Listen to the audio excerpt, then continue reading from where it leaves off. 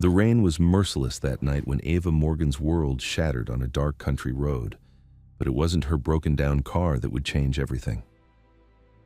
When she lashed out at the white mechanic who stopped to help, saying, "White hands don't touch my car," she thought she knew exactly who he was. She was dead wrong. What happened next would expose the ugliest rumors, test every assumption about love across color lines, and force her to choose between protecting her reputation and fighting for a connection that could either destroy her career or save her heart. The man she dismissed in anger would soon become the only person standing between her and complete humiliation. But first, he'd have to prove that sometimes the hands we push away are exactly the ones meant to heal us. If you're watching this, subscribe and tell me where you're from, because this story of second chances will hit different depending on where love has tested you. The rain fell steady and cold against the windshield as Ava Morgan gripped the steering wheel tighter. Warning lights blinked red and orange across her dashboard like angry fireflies. Her sedan shuddered, then lurched forward with a grinding sound that made her stomach drop. "No, no, no," she whispered, guiding the car to the shoulder of the dark county road. The engine coughed once more before going silent. Ava sat in the sudden quiet, listening to rain tap against the roof. She checked her phone, 9:10 p.m., and only 2 bars of signal. The nearest exit was 3 miles back, and the road ahead stretched into nothing but darkness and farmland. She dialed roadside assistance and waited through the hold music. When someone finally answered, the news wasn't good. "We're running about an hour behind tonight," the dispatcher said. "Storm's got everyone calling." An hour. Ava closed her eyes and leaned back against the headrest. She had a presentation first thing in the morning. She needed to get home, get some sleep, and prepare. This was not the time for her car to break down. Headlights appeared in a rearview mirror, slowing as they approached. A white pickup truck with Carter's Garage painted on the side pulled up behind her. Hazard lights blinked in the rain. A tall man in work clothes got out and walked toward her car. He moved with calm purpose, his steps steady on the wet asphalt. When he reached her window, he bent down and tapped gently. Ava cracked the window an inch. Rain misted in. "Evening," he said. His voice was quiet, respectful. "I'm Liam Carter. Saw your hazards and thought you might need help." He looked to be about 30, with kind eyes and work-rough hands. His uniform shirt was soaked through, but he didn't seem to notice the rain. Frustration and embarrassment twisted in Ava's chest. She was tired, stressed, and sitting broken down on a dark road with a stranger offering help. Every warning her mother ever gave her about being a black woman alone at night came flooding back. "White hands don't touch my car," she snapped. The words hung between them in the rain-soaked air. Ava immediately regretted them, but her pride wouldn't let her take them back. She waited for him to get angry, to walk away, to prove her assumption right. Instead, Liam straightened slowly. His expression didn't change. No anger, no offense, just the same steady calm. "I understand," he said. "Would you mind if I talked you through what I can see from here? Sometimes knowing what's wrong helps, even if you don't want me to fix it." Ava stared at him through the rain-streaked window. This wasn't what she expected. "You can pop your hood if you want," he continued. "I won't touch anything without your say-so." Something in his voice, patient, non-threatening, made her decision. She reached down and pulled the hood release. The metal clicked, and Liam walked to the front of her car. He took out his phone and turned on the flashlight. The white light cut through the darkness under the hood. "Looks like your serpentine belt," he called out. "It's cracked pretty bad, and your battery terminals come loose." Ava got out of the car, pulling her jacket tight against the rain. She walked to where Liam stood, careful to keep some distance between them. "See this?" He pointed the phone light at a black rubber belt. It was split down one side, hanging loose. "This belt runs your alternator, your power steering, everything. When it goes, a lot of things stop working." He moved the light to show her a metal clamp that had slipped off the battery post. And this guy just wiggled free. Happens sometimes with all the bouncing around. Liam held up his phone, camera app open. "Mind if I take some pictures? For documentation. Shows what I found and when." Ava nodded. He took several photos, making sure she could see each one as he captured it. The timestamp showed 9:15 p.m. I can do a temporary fix, he said, putting his phone away. Get you off this shoulder safely. Won't last long, but it'll get you to town. What kind of fix? Zip tie the belt to keep it from slipping off completely. Clean this terminal and get it reconnected. You'd need to drive under 40 miles an hour, and you'd need to get it properly fixed tomorrow. He reached into his back pocket and pulled out a small notepad. With a pen that barely worked in the rain, he wrote something down, tore off the page, and handed it to her. Ava looked at the paper under her phone's flashlight, written in careful handwriting. 9:15 p.m. Serpentine belt failure, loose battery terminal. Temporary roadside repair only. Must schedule proper service within 24 hours. Risk of total breakdown if not addressed. Why are you giving me this? So you have proof of what's wrong, and when you were told about it, any shop you take it to should honor that timeline for a quote. The rain was soaking through Ava's jacket, and Liam was completely drenched, but he didn't seem to be in any hurry. He, just stood there, waiting for her decision. How much? She asked. Nothing tonight? This is just about getting you safe. Ava studied his face in the dim light. She'd expected him to take advantage, to quote some ridiculous price for an emergency call. Instead, he was offering help with no strings attached. Okay, she said. Liam nodded and walked back to his truck. He returned with a small toolbox and some zip ties. True to his word, he talked through each step as he worked. Cleaning the corrosion here, he said, wiping the battery terminal with a rag. Getting the clamp back where it belongs. He tightened it carefully. Now, zip tying the belt so it won't fall off the pulley. It took him less than 10 minutes. When he finished, he stepped back and wiped his hands. Try starting her up. Ava got back in the driver's seat and turned the key. The engine caught and settled into a steady idle. The warning lights went dark. Remember, Liam said when she rolled down her window, under 40, and get it checked tomorrow. What do I owe you? Nothing. Just be careful getting home. He was walking back to his truck when she called out, Wait. Liam turned around. I'm sorry about what I said. That wasn't right. No harm done, he said simply. You were stuck and frustrated. We all say things we don't mean when we're stressed. He got in his truck and waited while she pulled back onto the road. In her rearview mirror, Ava watched his hazard lights blink once, then disappear into the rain as she drove carefully toward town. At home in her apartment, she sat at her kitchen table with the wet note Liam had written. The ink had smudged a little, but his words were still clear. She smoothed it out and set it next to her keys. The shame of her comment sat heavy in her chest. She judged him based on nothing but the color of his skin and her own fear. But instead of proving her right, he'd proven her wrong in every way possible. Ava picked up her phone and Googled Carter's Garage. The reviews were full of words like honest, fair, explains everything, and trustworthy. One review from an elderly woman said, Liam fixed my car for half what the dealer quoted and showed me exactly why I needed the work done. I trust him completely. She texted her best friend Maya. Guy documented everything, not pushy. Maya texted back immediately, Go back tomorrow. You were stressed. Give him a chance to earn your trust properly. Ava set her alarm for 45 minutes earlier than usual and put Liam's note on top of her handbag. Tomorrow, she would do what she should have done tonight. She would treat him with the respect he'd shown her. The next morning, Carter's Garage sat on the corner of Main Street like it had been there forever. The building was old brick, painted white, with big bay doors and a small office with windows facing the street. A woman with graying hair sat behind the counter, and a younger man in coveralls rolled, a tool cart across the floor. Liam stood at a workbench, wiping his hands with a rag. When Ava walked in, he looked up with the same calm expression from the night before. No judgment, no attitude about her comment, just polite attention. Morning, he said. Ava walked to the counter and placed the damp note he'd written next to the register. She looked directly at him. If your hands will have it, I'd like you to fix my car. A brief surprise flickered across Liam's face, followed by something that might have been relief. He picked up the note and read it, even though he'd written it himself. Let me print up a work order, he said. The woman behind the counter, Liam's mother, based on their similar features, smiled warmly at Ava. I'm Ruth Carter. Can I get you some coffee while you wait?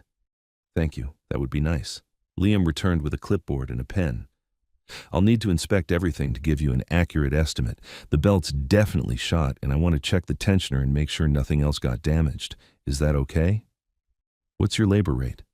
60 an hour. Most cars like yours, this job runs about 2 hours. Belts may be $25. Tensioner could be $40 if it needs replacing. I'll know more once I get in there. Ava appreciated his straightforward answer. No vague estimates or unnecessary add-ons. That sounds fair. Go ahead. She signed the work order and took the cup of coffee Ruth offered. It was good coffee, strong and hot. Through the window she watched Liam guide her car onto the lift with careful precision. A familiar voice made her turn around. Evan Hale, her ex-boyfriend, stood in the doorway with his practiced real estate smile. Ava, what are you doing here? She kept her expression neutral. Getting my car fixed. Evan glanced toward the bay where Liam was raising the lift. You know these places love to upsell pretty women, right? Bet they'll find all sorts of things wrong with your car. I'm sure they'll be honest. Right. Evan's smile didn't reach his eyes. Just looking out for you. You know how these guys operate. When Evan left, Ava felt her stomach tighten. She knew he was just stirring trouble, but doubt crept in anyway. Was she being naive? Was Liam different from what Evan implied? Or was she seeing what she wanted to see? An hour later, Liam approached with his phone in hand. Photos filled the screen. Here's what I found, he said, sitting across from her at the small table in the waiting area. Belt's completely shot like we saw last night. Tensioner's worn but still functional. However, he swiped to another photo. Your idler pulley's got some early wear. See these grooves? It's not dangerous right now, but it might give you trouble in 6 months to a year. Ava studied the photo. The metal wheel showed clear wear marks along the edge. What are my options? 2 choices. Replace it now while I've got everything apart. Adds maybe $40. Minutes and $60. Or watch and wait, deal with it later when it actually fails. What would you recommend? Depends on your tolerance for risk. If it were my mother's car, I'd replace it now. But that's your call. Ava appreciated that he didn't pressure her. He just laid out the facts and let her decide. Let's replace it. I don't want to be stuck on another dark road. Fair enough. I'll call around for the part. Might be ready by late afternoon. As Liam headed back to the bay, Ava's phone buzzed with a text from Maya. How's the guy? She typed back. Careful, steady. But even as she sent the message, she noticed 2 of her co-workers across the street. They were looking toward the garage and whispering to each other. One of them pointed in her direction. Her phone buzzed again, this time with a message in her office group chat. Evan had written, concerned about Ava getting unusual favors at that garage. Hope she's being smart about it. Heat crept up Ava's neck. The comfortable feeling from the morning evaporated. She was sitting in a garage, getting honest service from a decent man, and somehow that was being twisted into something ugly. When Liam came back with an update on the part delivery, she found herself distant, professional.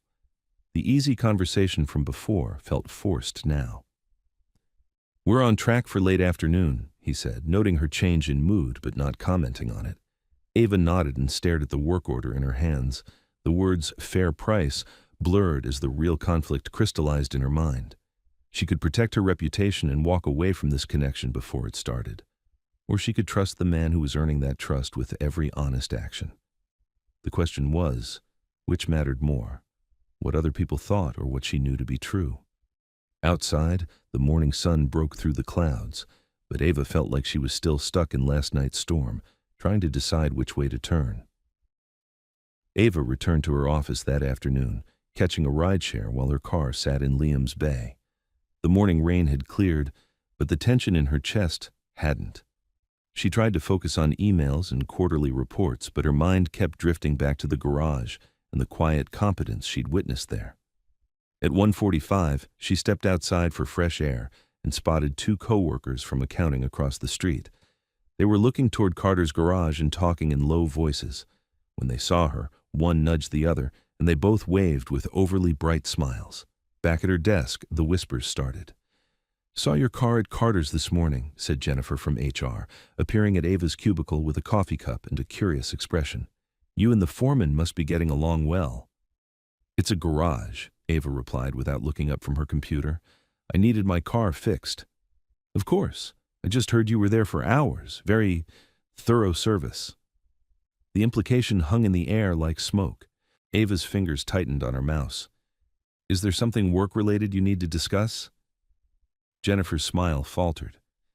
No, just making conversation. When she left, Ava's phone buzzed with a text from Maya. Want backup? Not yet, Ava typed back, though her resolve was weakening with each sideways glance from her colleagues. At 3:05, her desk phone rang. The caller ID showed Carter's Garage. This is Ava. Hi, it's Liam. Just wanted to update you on progress. His voice was calm and professional, the same steady tone from the night before. Hearing it eased something in her chest. How's it looking? Good news. The part fit perfectly and everything's running smooth. I'd like to do a quick test drive to make sure the belt tension is right, if that's okay with you. That sounds fine. I'll also itemize anything I cleaned or adjusted that I'm not charging for. Want to keep everything transparent. The simple honesty in his words cut through the day's ugliness. Here was a man documenting every detail not to cover himself, but to protect her. Thank you, she said, and meant it. Should be ready by 5:30. No rush, though. After she hung up, Ava sat back in her chair and exhaled slowly. Whatever game people wanted to play with whispers and implications, the facts were clear. Liam was doing exactly what he said he'd do, exactly how he said he'd do it. At 5:40, she stood outside Carter's Garage with a white bakery box in her hands. Through the windows, she could see Ruth at the counter, and Noah, Liam's younger brother, organizing tools. The bay doors were open, and the warm smell of coffee and motor oil drifted out. For everyone, she said, placing the box of mixed pastries on the small break room table. Thank you for taking care of my car, Ruth beamed. Aren't you sweet? Liam's just finishing up the paperwork.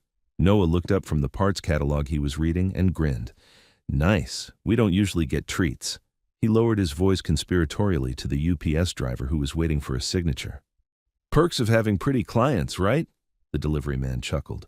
Noah thought he was being harmless, maybe even complimentary, but his words hit Ava like cold water. Was that how everyone saw this? Was she just another woman getting special treatment because of her looks? Ruth's eyes flicked toward Noah with a warning expression, but he was already walking away, oblivious to the damage done. Ava forced a smile and moved toward the counter, uncertainty clouding her thoughts again. Don't mind him, Ruth said quietly. He's got a good heart, but sometimes his mouth runs ahead of his brain. Before Ava could respond, Ruth leaned closer and spoke in a confidential tone. Can I tell you something about my son? Ava nodded. That bill you're getting. Liam logged 2.5 hours of work, but he's only charging you for 2. The bolt that holds the tensioner was seized up something fierce, but it broke loose. Quicker than expected. He won't charge you for time he didn't actually spend. Ruth's voice carried quiet pride. He does this with everyone. Takes forever to make a decent profit because he won't bill for what he didn't earn. It's how he sleeps at night, knowing he's been fair. The words settled over Ava like a warm blanket. This wasn't about pretty clients or special favors. This was about integrity, practiced consistently, whether anyone was watching or not. Ready for that test drive? Liam appeared beside the counter, wiping his hands on a shop rag. He wore the same calm expression, but Ava caught something new in his eyes, a flicker of hope, quickly masked. Absolutely. The late afternoon sun painted everything golden as they drove down a quiet stretch of county road. Ava sat in the passenger seat while Liam listened for any unusual sounds from the engine. The car hummed smooth and steady. How's it feel? He asked. Perfect. Like it's brand new. Good. The belt should last you 60,000 miles, maybe more if you're easy on it. They drove in comfortable silence for a few miles. When Liam pulled into a convenience store parking lot to turn around, Ava found herself reluctant for the test drive to end. Can I ask you something? She said as they headed back toward town. Sure. How did you know so much about fixing cars in the rain last night? Most people would have told me to wait for a tow truck. Liam was quiet for a moment, his hands steady on the wheel. My dad taught me that anyone broken down on the side of the road deserves help, no questions asked. Said it was basic human decency. He sounds like a good man. He was. Liam's voice carried a note of sadness. He made some mistakes toward the end. Drinking mostly. Hurt the shop's reputation pretty bad before he passed. I've been working to rebuild that trust ever since. The honesty in his admission touched something deep in Ava's chest. He wasn't trying to impress her or paint himself as perfect. He was just telling the truth about his family, his business, his life. I try to make it easy for people to feel safe here, he continued. Document everything, explain every charge, do the work right the first time. It's not complicated, but it takes time to prove. I want that to be true, Ava said softly. It is true. As they pulled back into the garage parking lot, Ava's phone buzzed with a notification. The preview showed a photo of her near the garage entrance that morning, but it was cropped oddly, cutting out context. The caption read, "Perks in exchange?" Her stomach dropped. The warm feeling from their conversation evaporated as she stared at the screen. Someone had been watching, waiting, taking pictures. The paranoia she'd fought off all day came flooding back. "Everything okay?" Liam asked, noticing her sudden tension. Ava forced a smile. "Fine, just work stuff." But it wasn't fine. As they walked toward the garage office, her phone buzzed again. This time it was Evan, forwarding a screenshot of Noah's earlier comment about pretty clients with a message, "Told you so, they're talking about you." The fragile trust she'd been building cracked. By the time they reached the counter, Ava had retreated behind her professional mask. She paid the bill quickly, thanked everyone politely, and scheduled the follow-up appointment Liam recommended. But something had changed. The easy warmth between them was gone, replaced by careful distance. "Would you like to grab some dinner?" Liam asked as they stood by her car. "There's a good burger place down the street." For a moment, Ava almost said yes. The part of her that had enjoyed their conversation, that felt safe with his steady presence, wanted to keep talking. But the weight of whispers and implications and cropped photos held her back. "I should get home," she said. "Early meeting tomorrow." Disappointment flickered across Liam's face, quickly hidden. "Of course. Drive safe." He started to walk away, then turned back. "Ava, if anyone gives you trouble about bringing your car here, you tell them they can call me directly. I stand behind my work and my word." She nodded, not trusting herself to speak. As she drove home in her perfectly running car, Ava gripped the steering wheel and tried to sort through the tangle of emotions in her chest. The facts were simple. Liam had been honest, fair, and kind. He'd documented everything, charged her fairly, and done excellent work. The invoice Ruth emailed her that evening proved it all. Parts at cost, reduced labor hours, even a line item for battery terminal cleaning marked "no charge." But facts weren't enough to silence the whispers or stop the rumors. In her apartment that night, Ava spread the paperwork across her kitchen table. The roadside note from that first night, the work order, the detailed invoice. Every document told the same story of integrity and careful attention. So why did she feel like she was betraying something precious by caring what other people thought? Maya called as Ava was getting ready for bed. "How did it go with the mechanic?" "He's good, really good. Professional, honest, fair pricing. Fixed everything perfectly." But people are talking, making assumptions. Evan's stirring up drama at work." "Since when do you care what Evan thinks?" "It's not just Evan, it's everyone. They see a black woman spending time at a garage owned by a white man, and they assume things." Maya was quiet for a moment. "What kind of things?" "You know exactly what kind of things. So what are you going to do?" Ava looked at the invoice again, at Liam's careful handwriting documenting every part and every hour. "I don't know. Ava, honey, you can't live your life based on what small-minded people might think. If this man is good to you, if he treats you with respect and honesty, maybe that's what matters. It's not that simple, isn't it?" After they hung up, Ava lay in bed staring at the ceiling. The car running smoothly in her parking space was proof of Liam's skill and integrity. The detailed paperwork was evidence of his fairness. The patient way he'd explained everything was a testament to his character. But trust, she was learning, wasn't just about facts. It was about having the courage to believe in someone despite what others might say. And that kind of courage felt more complicated than any car repair. Outside her window, the night was quiet and still. Somewhere across town, Liam was probably closing up the garage, turning off the lights, going home to wonder why she'd pulled away just when things were getting good. The question that kept her awake wasn't whether he deserved her trust. The evidence was clear on that count. The question was whether she was brave enough to give it. Ava woke the next morning after a restless night, the weight of unfinished conversations pressing on her chest. She moved through her routine mechanically, shower, coffee, checking emails, but her mind kept circling back to the garage and the man who'd shown her nothing but kindness. At work, she tried to focus on quarterly reports, but concentration felt impossible. The whispers had quieted, but she could feel eyes on her whenever she walked through the office. Every sideways glance felt like judgment. Around 10:30, Maya appeared at her desk with 2 cups of coffee and a determined expression. "Conference room. Now." They found an empty meeting space, and Maya spread the paperwork Ava had brought from home across the table. The roadside note, the work order, the detailed invoice. "Talk to me," Maya said. "Really talk to me."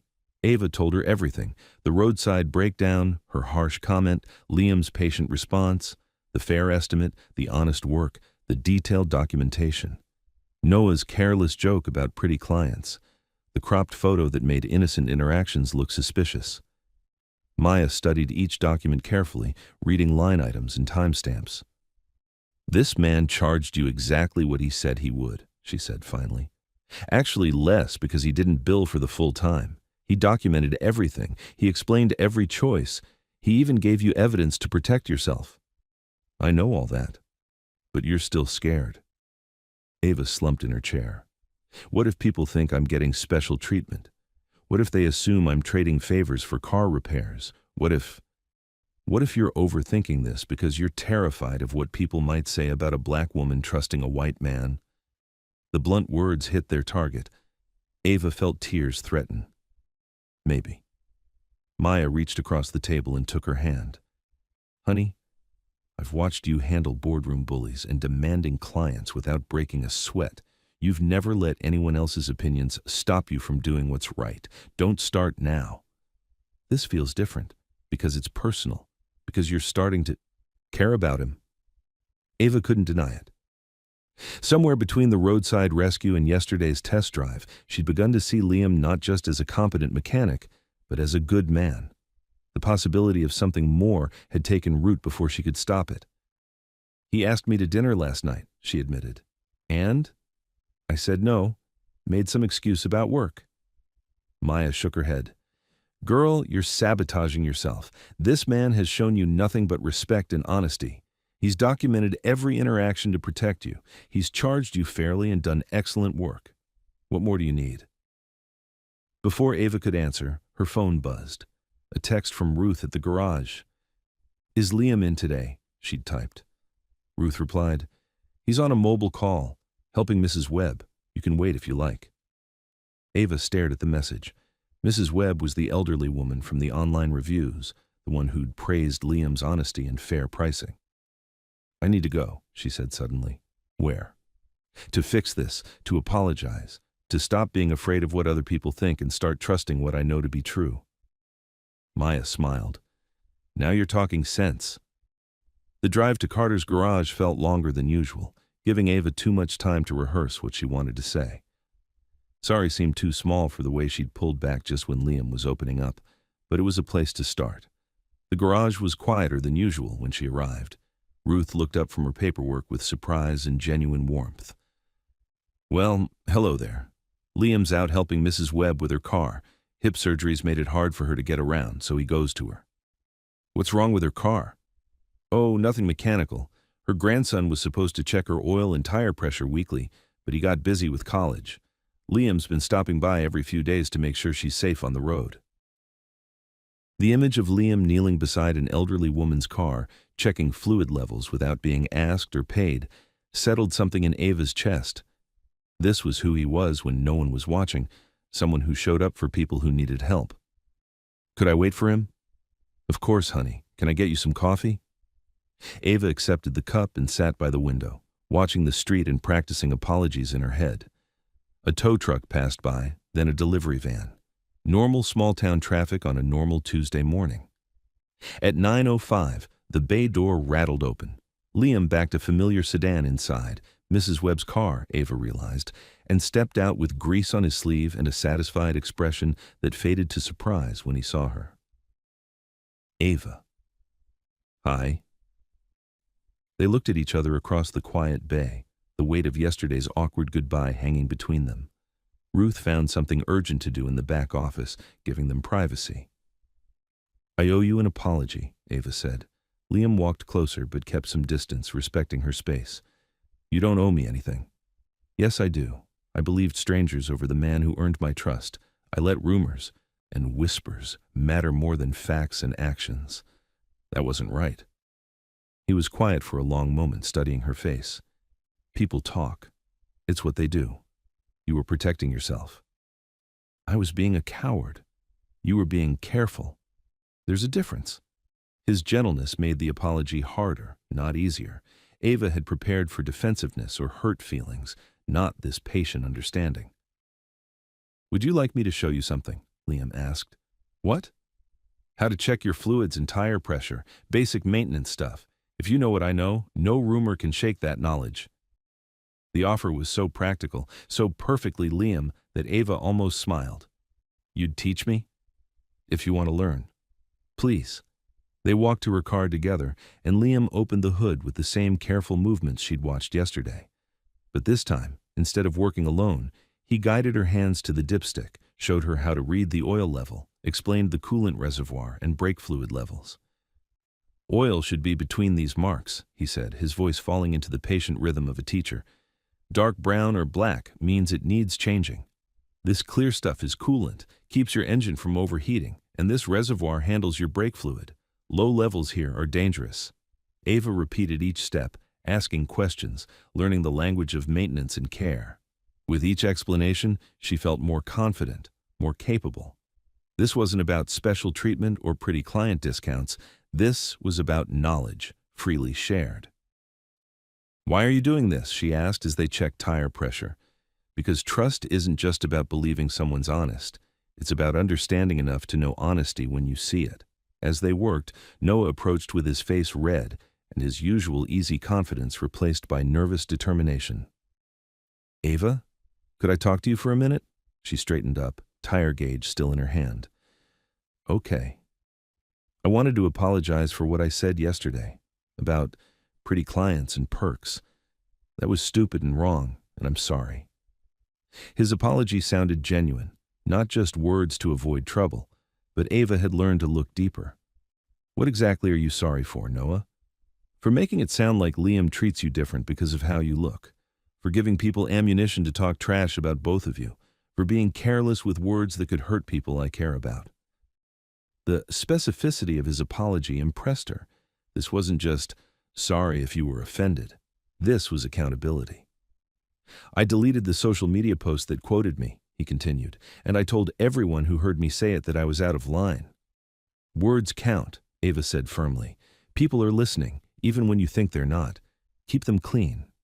Yes, ma'am, I will. When Noah walked away, Ruth appeared at the bay entrance and tapped the service bell once, a soft musical note that seemed to signal family approval. That boy's been worried sick since yesterday, she said. Liam talked to him about the power of words to build up or tear down. Think the lesson stuck this time. The morning sun streamed through the bay doors, warming the concrete floor. Ava looked around at this place that had become unexpectedly important to her. The organized tools, the honest pricing posted on the wall, the family photos tucked beside work orders. It felt like a sanctuary of sorts, a place where integrity mattered more than appearances. Could I buy you that dinner now? She asked Liam. The one I turned down yesterday? Something bright flickered in his eyes. I'd like that. There's just one thing I need to do first. Ava pulled out her phone and found Evan's number. Instead of texting, she hit the call button and put the phone on speaker as it rang. Ava, what's up? Evan, I need you to stop talking about me at work. Stop speculating about my business. Stop forwarding gossip. Stop stirring up drama. We're done, and that includes commentary about my life. I was just looking out for No, you were creating problems where none existed. It stops now. She hung up and looked at Liam. I should have done that yesterday. You did it when you were ready. They walked across the street to the small diner that served coffee in thick ceramic mugs and burgers that actually tasted like beef. The lunch rush hadn't started yet, so they found a booth by the window and spread packets of sugar between them like a tiny fence. Can I ask you something? Ava said. Sure. That first night when I said what I said about white hands on my car, why didn't you just leave? Liam stirred sugar into his coffee and considered the question. Because I could see you were scared and frustrated, not mean. And because leaving would have proved your assumption right, even though it was wrong. Most people would have gotten angry. Getting angry wouldn't have fixed your car or made either of us safer on that road. They talked through lunch about small things, favorite foods, worst jobs, family stories that made them laugh. The conversation felt natural, unforced, like something that could become a habit with very little effort. But as they prepared to leave, Ava's phone buzzed with a notification. Another photo, this one taken through the diner window, with a caption that made her stomach clench. Cozy lunch with the mechanic. Wonder what else she's getting serviced. The crude implication hit like a slap. Ava's face flushed with anger and embarrassment. Liam read the notification over her shoulder, his jaw tightening. Who's doing this? I don't know. Could be anyone with a phone and too much time. I'm sorry. This is because of me, because you trusted me. No. Ava's voice was firm. This is because some people have nasty minds and no lives of their own. She stood up, decision crystallizing. I need some space to think. This isn't about you or your work or anything you've done wrong. It's about me figuring out how to live my life without constantly looking over my shoulder. Liam nodded, hurt flickering in his eyes, but understanding stronger. I won't push you. Thank you. They walked back to the garage in careful silence. At her car, Ava paused with her keys in her hand. For what it's worth, she said, you've been nothing but honest and kind. This pause isn't about you deserving my trust. It's about me finding the courage to give it. Take all the time you need. Driving home in her perfectly repaired car, Ava felt the weight of an impossible choice. She could retreat back into her carefully controlled world, where appearances mattered more than truth, and safety meant never taking emotional risks. Or she could fight for something real with a man who'd shown her nothing but respect. The question wasn't whether Liam deserved her trust. The evidence was overwhelming on that front. The question was whether she was brave enough to claim the love that trust might lead to, regardless of what small minds might say about it. That evening, Ava sat at her kitchen table with the invoice from Carter's garage spread before her. Every line item told a story of integrity, parts charged at cost, labor hours reduced to match actual time spent, services like battery cleaning marked no charge. She traced Liam's careful handwriting with her finger, remembering his patience as he taught her to check her own oil and tire pressure. The photo from lunch still burned in her memory, but now it seemed less important than the stack of honest documentation in front of her. Someone with a phone and malicious intent could twist any innocent moment into something ugly. That said more about them than about her. Her phone buzzed with a text from Maya. How did it go? Good, hard, complicated, Ava typed back. Want to talk? Tomorrow. I need to think tonight. But thinking led to restless sleep and a morning that felt heavy with unfinished business. Ava moved through her routine mechanically, arriving at work early to avoid the usual hallway conversations. She had reports to finish and decisions to make, both professional and personal. Around 9:15, her desk phone rang. The caller ID showed a number she didn't recognize. This is Ava. Miss Morgan? This is Mrs. Lorraine Webb. I got your number from Ruth Carter at the garage, the elderly woman from the reviews. Ava sat up straighter. Yes, ma'am. How can I help you? Well, I heard through the grapevine that some folks been saying unkind things about you and young Liam. Thought you should know that boy's been a godsend to me since my hip surgery. Mrs. Webb's voice was strong despite her age, filled with the authority of someone who'd seen enough of life to know the difference between gossip and truth.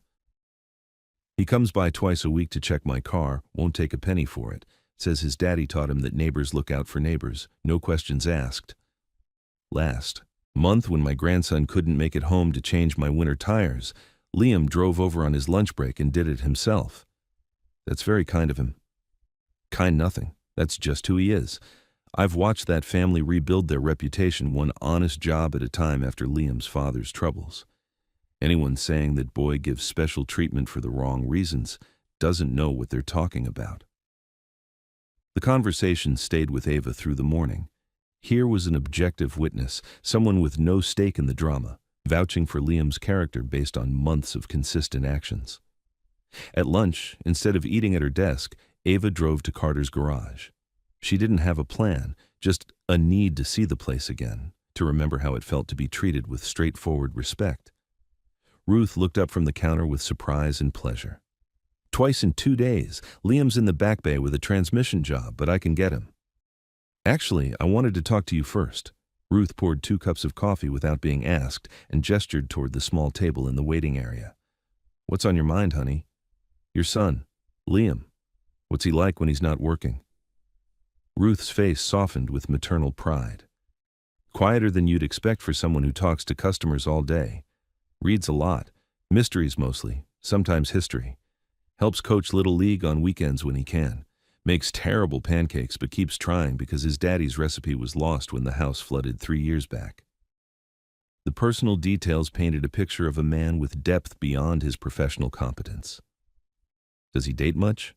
Not really.